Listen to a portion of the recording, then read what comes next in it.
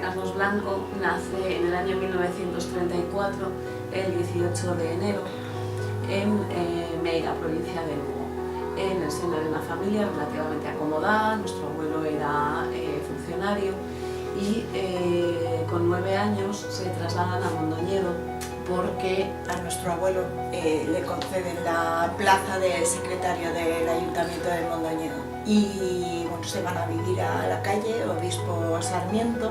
Enfrente de la casa donde vivía nuestro padre también vivieron y crecieron Carlos, el rey de las tartas, y Álvaro Cunqueiro. Entonces, desde niños compartieron un montón de cosas, tanto los hijos de Álvaro Cunqueiro como Carlos. De su infancia tampoco es que sepamos muchísimo, porque nuestro padre era un hombre muy reservado para sus cosas. Era un chico muy inteligente, que era buen estudiante, siempre fue muy divertido, introvertido, pero divertido. Y por eso siempre nos llamó la atención que tomara la decisión de irse al seminario. Pero bueno, para él fue maravilloso porque fue su despertar intelectual, donde cogió el amor por los libros, por la cultura.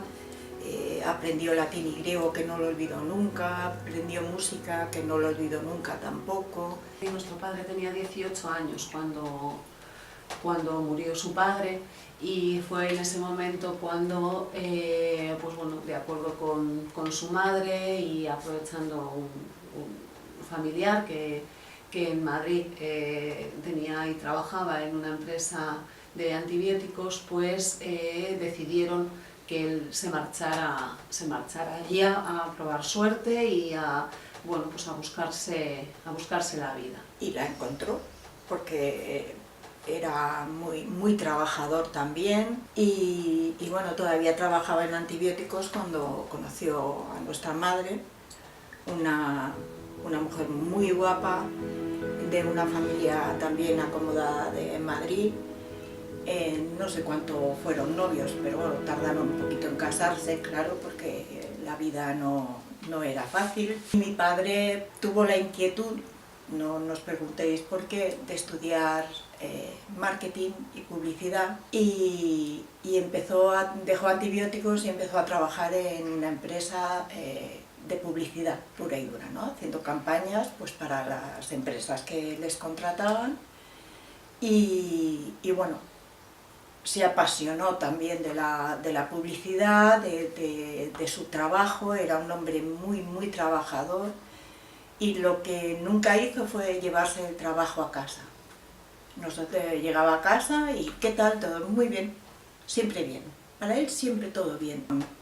En cuanto a su trabajo y su vida profesional era muy reservado.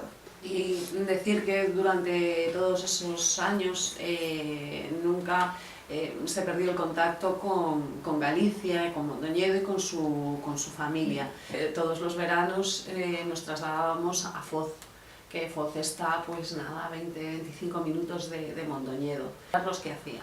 Pues estaba un mes, el mes de agosto, allí el mes entero, pero si no, el resto del tiempo estaba de lunes a viernes en Madrid, y el viernes salía como un campeón hasta Foz, se hacía todo el camino hasta Foz, y después el domingo volvía para el lunes estar trabajando en Madrid. Para nosotros Galicia y el gallego siempre fue algo muy natural, la literatura en gallego también, el himno de Galicia, en fin, nunca lo hemos tenido como algo prohibido, como algo oscuro, abandonado, y entonces claro, eso supuso que luego mi padre pues aceptara el reto de venirse a Galicia a hacer lo que hizo, ¿no?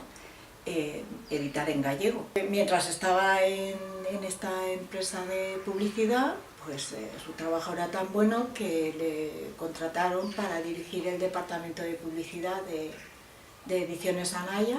Mi padre, además de ser un apasionado de su trabajo, además de ser un intelectual, era un pionero. Él veía siempre algo más allá, con lo cual era como darle un enfoque distinto a todo lo que se estuviera haciendo antes. Recuerdo con ilusión cuando en la tele pues salían los anuncios de Anaya, y además ya no porque los hiciera él, porque eso a lo mejor yo no lo valoraba tanto, era muy pequeña, pero ver a mi padre en la televisión, pues la verdad que hacía un montón de ilusión, ¿no? Y como le daban los horarios en los que iba a salir el anuncio, nos teníais que ver a todos corriendo, ¿qué es la hora? ¿Qué es la hora? Y todos poniéndonos delante de la televisión para ver el anuncio, y a lo mejor lo vimos pues todas, bueno, no, a lo mejor no, todas las veces que salió el anuncio en la televisión, todas lo vimos. Más o menos a partir del año 75-76 dejamos de venir a Galicia a veranear, porque nuestra yaya empezó a estar muy delicada de salud y no aguantaba bien el viaje hasta Foz. Empezamos en ese momento a ir a veranear al Espinar. Fue bastante importante para la familia en general. Nuestra hermana Lourdes, la mediana, conoció al que después fue su marido. Y sobre todo que empezó a haber otro hombre en la familia, porque mi padre estaba siempre rodeado de mujeres, y bueno, de hecho su hermana mayor siempre hablaba de Carlos y sus mujeres. Y ahí, estando en el Espinar, pues en el año 80 fue cuando nos comunicó bueno, pues la oferta que le había hecho Anaya para venir como director general a Vigo de Edición Xerais de Galicia, que era una editorial incipiente en aquel momento, que acababa de nacer. Xerais foi fundada en 1979 por Xulián Maure e Germán Sánchez Rupérez, que bautizaron a editorial con un nome que tamén ao mesmo tempo expresaba o obxectivo que pretendía, que era abarcar todos os ámbitos do libro en lingua galega. Desde o seu inicio, a principal actividade que tivo a editorial foi publicar libros de texto, especialmente no ámbito da materia de lingua e literatura galegas. É un tema esencial no traballo de Carlos Blanco nos seus anos de Xerais, porque supuxo a organización de un equipo comercial que comezou a visitar os profesores e os centros escolares, a presentar as primeiras coleccións de libros de texto, especialmente aquela que se denominaba O Noso Galego. Reto que pues no pudo decir que no, pero para nosotras, bueno, sobre todo para mi madre y para mí, pues fue un golpe durísimo. Y mientras mi padre pues estaba haciendo de Xerais pues la editorial más importante de Galicia, con permiso de Galaxia, en su pasión y en su visión adelantada de las cosas, pues editó unos libros fantásticos en Xerais, publicó con los autores más importantes de aquella época. Momento, con los ilustradores también más importantes del momento. También sacó, siempre me acordaré, ¿no? Editaron un libro solamente de fotografías relacionado con el mar. Es decir, ya en ese momento ya era muy pionero. Y con la Galicia rural, es decir, era todo la Galicia profunda, no era la Galicia de las grandes ciudades, ni de...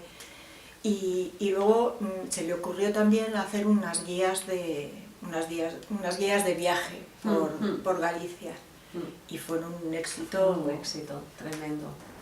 Carlos Blanco foi un dos grandes editores en lingua galega da década dos 80, e el foi unha das persoas, xunto con Xulián Maure, con Roberto Pérez Pardo e con Luis Mariño, que iniciaron un proxecto de profesionalización, de modernización do libro e da edición. Foi un inicio esencial para que Galicia contase tamén en lingua galega con guías para coñecer, guías de viaxe para coñecer todos os recunchos e recantos do país. Eso é, bueno, pues unha herdanza que deixou, como deixou tamén o seu interese pola literatura infantil e juvenil, ou pola novela negra, que logo desenvolveu en outros proxectos editoriais.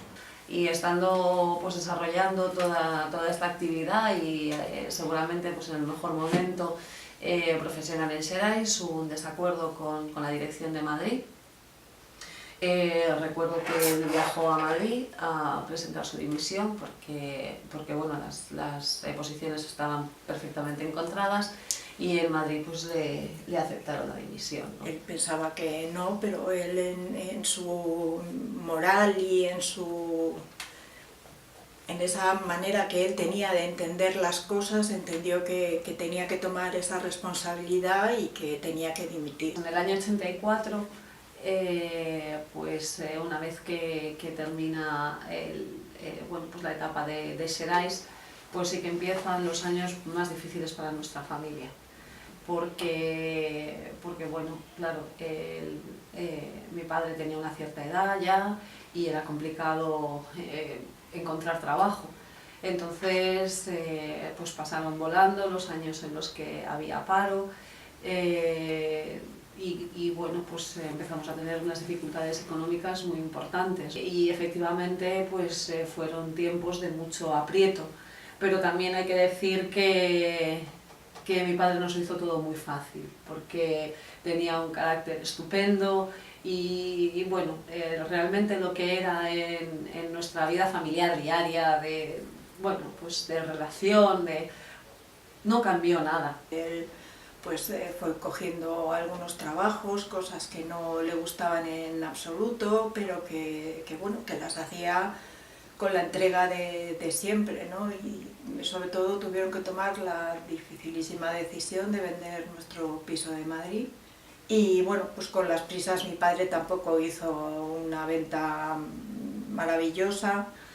Y bueno, a partir de ahí pues él siguió como también de un comercial de una editorial que estaba empezando y entonces ya en ese momento pues aparece Xosé María Argibay.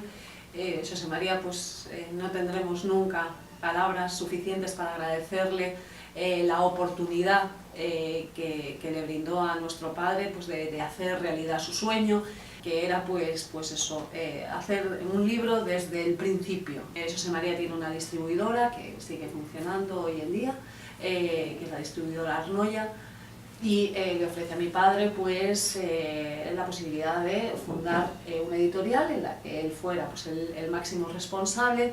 Nos sempre estuvamos pola defensa do idioma e da cultura do país e, como Carlos estuve traballando en Xerais e tiña experiencia na edición de libros, pois decidimos, digamos, xuntar a súa experiencia coa nosa gana de facer cousas para empezar a editar en galego. E entón, nos tempos libres, empezamos a quitar libros. O primeiro libro que se quitou foi o xuvenil. A colección primeira que se empezou foi a colección de Gaivota. Y cuando fundó Cumio, pues aparte de eso, de hacer el logo, de saber cómo quería exactamente la editorial, pues lo primero que pensó es ¿y por qué no traducimos directamente del inglés? Pues libros a lo mejor no muy conocidos, los traducimos directamente del inglés al gallego, y fue cuando empezó a editar libros de autores extranjeros, ¿no? Y ahí pues también fue un innovador, ¿no? Aunque siguió, claro, por supuesto, con guías de viaje, con libros para la docencia. Si nos tenemos que quedar pues con parte, o sea, con algo de todo lo que publicó Cumio, que nos llame así la atención, pues podemos hablar de diversas líneas, ¿no? Una fue la colección de literatura juvenil. Después también había un pequeño apartado, se hizo una colección pequeñita para niños más pequeños.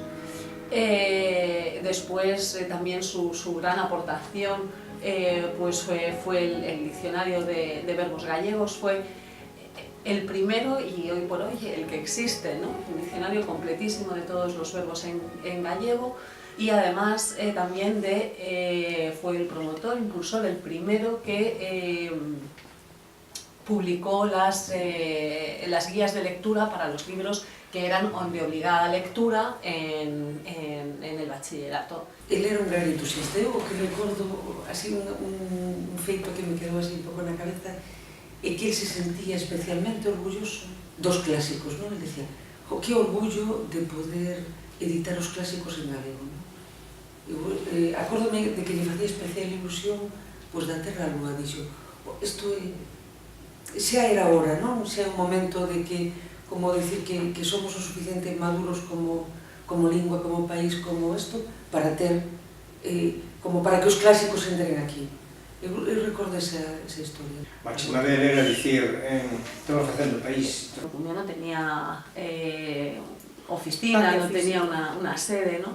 Empezamos en casa. Después ya montarían ya la oficina en la travesía de Vigo, pero por entonces no había oficina y bueno, pues en el salón de casa es donde se empezaban a gestar los libros de Cumio, donde venían las pruebas de la imprenta que había que corregir y claro, había que leer las erratas, faltas de ortografía, corregirlas y bueno, yo en aquellos entonces, en aquellas primeras publicaciones, pues nos repartíamos la tarea, ¿no? Decía, mira, tú de la 100, la 1 a la 100 y yo de la 100 en adelante.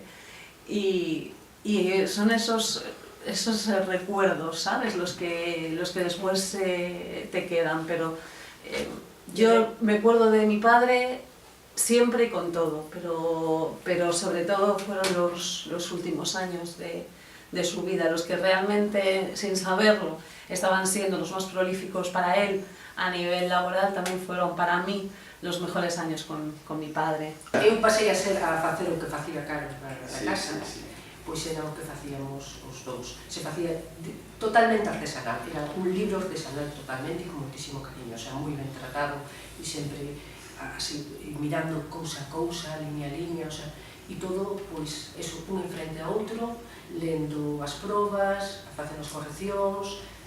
Comezou sendo moi pequeno, moi artesanal. Carlos era Cumio, non? En sentido. E Loli, o sea, creo así, entonces había que facer así, pero depois vai medrando e se va... Empezan equipos de traballo. Sí. E por eso que dicía, chega o autor, pero a veces as liñas había que buscalas, entonces Carlos tamén buscaba autores, buscaba necesidades, entón, por iso iba ás feiras do libro e tal, a buscar precisamente material. Hasta encargaba o papel. O sea, o facían os editores, o sea, manuscrito, lectura, valoración positiva, adiante, cálculo de papel. Antes había que comprar o papel. Había que facer maquetacións, facíamos as maquetacións artesanales, se contrataba un ilustrador, tanto para as portadas como para os interiores, ou fotógrafos en algún caso. O sea, e logo facer a maqueta, que facíamos as maquetas manuais. La verdad que era muy trabajador, él se proponía unas metas y las llevaba a cabo. Siempre nos inculcó el sentido de la responsabilidad, del trabajo bien hecho, de que primero la obligación y después la devoción, siempre, también nuestra madre. Esto, además de todo su saber hacer y bueno, pues de la contribución tan importante que tuvo al crecimiento de la lengua y de las publicaciones en gallego, le llevó a presidir en el año 96 la Asociación de Editores de Galicia, creada a principios de los 90, y fue un cargo que ocupó hasta el día que falleció. Carlos Blanco, como presidente de la Asociación Galega de Editores, infundió un modo novedoso de actuación. En la época en la que nos encontramos era muy necesario darle un eje central a la figura del editor en Galicia, sobre todo al editor en lingua galega, y posiblemente Lo que Carlos Blanco aportó a esta idea era una gran capacidad de negociar y de pretender estar a la altura de la época que le había tocado vivir. Es aquí también, en esta época en la que él preside la Asociación de Editores, cuando también se produce un auge importante del Eixo Atlántico, del que él también fue fundador, y que realmente el Eixo Atlántico lo que consistía era en aunar el norte de Portugal con Galicia a todos los niveles, económico, social, cultural, y fue en esa parte cultural donde él consiguió grandes avances, apoyado siempre y muchísimo por Manuel Pérez. Manuel Pérez en esos momentos era alcalde de Vigo. Los dos fueron los principales impulsores del Premio de Literatura Eixo Atlántico, que posteriormente, y a raíz de la muerte de nuestro padre, pues pasaría a llamarse el Premio de Literatura Eixo Atlántico Carlos Blanco. Tuvimos el premio de cultura del Eje Atlántico, desgraciadamente en el segundo, acordamos como reconocimiento precisamente a su aportación, y yo diría que sobre todo a su talante y a sus buenas maneras y a su señorío, acordamos designarlo o aplicarle el nombre de Carlos Blanco. Consiguió también que la Asociación de Editores tuviera un local, estuvo en negociaciones con la directora de la biblioteca municipal, consiguió que les cedieran un espacio para poder desarrollar la labor de la Asociación de Editores. Esto dio pie a un proyecto que significaría recoger el fondo de los libros publicados por los editores gallegos miembros de la asociación. Hasta aquel momento, estamos hablando de 3.000 títulos vivos en catálogo. La idea sería agrupar estos 3.000 títulos, catalogarlos, donarlos a la Biblioteca Central de Vigo, y a cambio la Asociación Galega de Editores tendría la posibilidad de estar en esta biblioteca con una sede propia. Mi padre se jubiló el 18 de enero, pero en ningún caso quiso dimitir, ni quisieron dimitirlo. A finales de enero tenía previsto un viaje a Madrid y bueno, empezó a sentirse mal. Fue al cardiólogo y es cuando le dijo, pues mira, estás teniendo una angina de pecho tras otra, evidentemente o sea, te lo tienes que tratar ya, es muy urgente. Concertaron para el 3 de febrero un cateterismo de aorta. Bueno, pues ese cateterismo salió mal, por desgracia, y bueno, pues un trombo subió al cerebro, le provocó una hemorragia también masiva, y a partir de ese momento, pues yo lo diré siempre, para mí ese fue el día, ese 3 de febrero, fue el día que mi padre se murió, porque ya nunca volvió a ser él. Estuvo en la UCI unos días. Cada vez que llegábamos o que nos daban el parte por la mañana, pues bueno, neurológicamente estaba mal y del corazón también. Estuvo un tiempo, unos días, no sabría decir cuántos fueron, pero da igual, porque lo que se despertó del coma pues era otra persona, no era nuestro padre bajo ningún concepto, no lo era, y yo lo diré siempre. No lo era, se quedó semi-paralizado paralizado del lado derecho y sin habla. El 12 de abril estaba ella con él, nos bajaron a buscar a mi madre y a mí para decirnos que, bueno, que había habido una complicación, no nos dijeron que había fallecido hasta que llegamos allí, pero estaba con mi hermano, lo acostaron para cenar, ¿verdad? Y se acabó. Ver la foto de los periódicos de su entierro es ver desde nuestra madre hasta el fondo cantidad y cantidad de personas. Queremos dar las gracias a Manuel Pérez porque prácticamente el último pleno que presidió planteó la posibilidad de dar a una calle en nombre de Carlos Blanco Yáñez, y por unanimidad en ese pleno pues fue que sí, y bueno, pues fue ese último homenaje, ¿no? el que le rindieron, que para nosotros pues fue también muy importante. Hay personas que son esa gente que merece un reconocimiento por su economía, por su saber hacer, porque dejan huella, porque dejan un pozo en los demás, y a esto responde. Desde luego él lo merecía, y porque lo merecía, pues así fue. Carlos era una persona maravillosa, era una persona facilitadora de acordos, capaz de colaborar e competir ao mesmo tempo. Despois tamén as persoas as recordamos polos momentos, polos días felices que compartimos. Unha persona moi ilusionada con todo o seu traballo, moi comprometida no traballo, unha persona moi seria. Realmente era moi agradable traballar con ele, unha persona que daba moita confianza, moi cariñosa, tremendamente cariñosa. Vaya, a mí, comigo se portou de maravilla, me emociono recordarlo, porque, bueno, para mí, sempre o digo, ¿no? Era un pai na migración. Carlos foi algo máis que un editor de libros, non? Mira, nos estamos detrás de imaxes de persoas importantes, escribias, que significaron algo. Bueno, pues para mí Carlos podía estar aí, ¿no? O sea, non foi un editor calquera, quizás porque tamén a súa personalidade non era como calquera outra, era unha persoa que tiña unha entidade que facía distinto. Un pouco antigo, que describe a Carlos como un caballero no sentido, verdad? Eso que quedaba Profesional e personal. Unha persona que estaba ben con todo, que falaste dos autores e dos editores, unha persona de trato perfecto. Todo perfecto en imaxe, ademais, de todo. Mira, se un día pues, Carlos se levantando, ¿no? Pero Carlos en un traxe, en todos os sentidos, tanto moralmente como visualmente.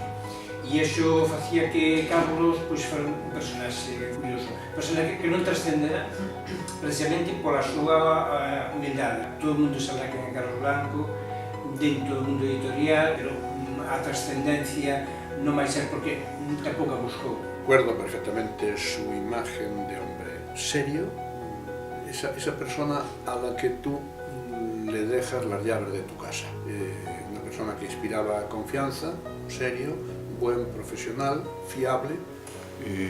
Estamos hablando de una persona que tenía muy claras sus prioridades, y una de las prioridades era ser en todo momento el mejor ser humano para esa época. Y mi gran suerte fue que Carlos Blanco y otras personas de esa época ejercieron sus prácticas de vuelo conmigo. Eso hacía el día a día muchísimo más llevadero. A partir de mis 17, 18 años, hace un rato, que lo descubrí como algo más que como un padre, ¿no? Sino una persona que era mi cómplice, que hablaba conmigo, que nos entendíamos, que podía hablar con él todo. Y él siempre desde la prudencia, desde la sensatez, desde la tolerancia, siempre me aconsejó, siempre me guió, me entendía con mirarme, nos entendíamos con la mirada, así, sin más. Había muchísima complicidad, él me entendía como nadie, le costaba mucho expresar sus emociones, pero sí que es verdad que tú notabas que te entendía, que te comprendía. Yo recuerdo con especial cariño escaparme a Cumio y tomar un café con él, o estar un rato en su despacho y estar charlando. Ese rato que tenía un valor especial. No podemos estar más orgullosas de los dos, en especial de don Carlos Blanco Yáñez, que dejó huella por donde pasó.